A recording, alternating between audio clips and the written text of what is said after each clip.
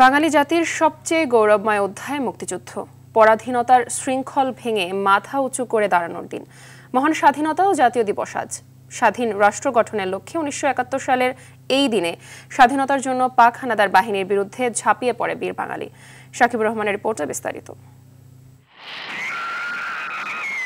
৭১-এর ২৫ March কালো রাতে পাকিস্তানি সেনাবাহিনীর অতর্কিত হামলায় লাশের শহরে পরিণত হয় ঢাকা।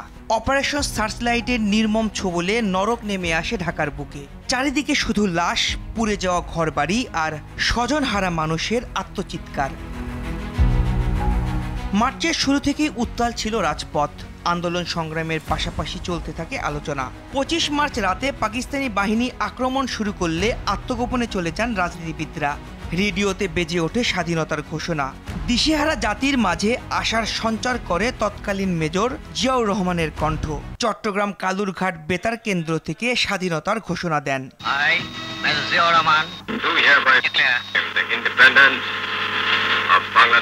মেজর জিয়ার ঘোষণায় সাহস সঞ্চার করে সশস্ত্র পাকিস্তানিদের বিরুদ্ধে রুখে দাঁড়ায় নিরস্ত্র বাঙালি। প্রতিরোধ যুদ্ধ ছড়িয়ে পড়ে দেশের বিভিন্ন অঞ্চল ও সেনা ছাউনিতে। শুরু হয় বাঙালির অস্তিত্ব রক্ষার যুদ্ধ। পাকিস্তানি শোষকদের হাত থেকে প্রিয় মাতৃভূমিকে স্বাধীন করতে ঝাঁপিয়ে পড়ে বাংলার দামাল ছেলেরা।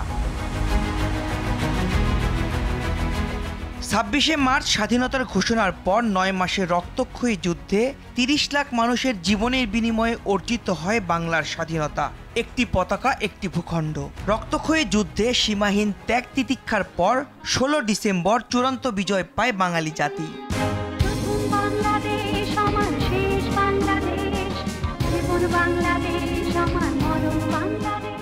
শোষণ, নিপীড়ন আর অন্ধকার ভেদ করে মুক্তিযুদ্ধের মধ্য দিয়ে যে দেশের জন্ম, সে দেশ পথ হারাবে না।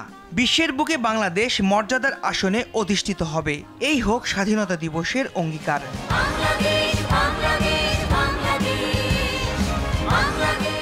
শাকিবুর রহমান, RTV, ঢাকা।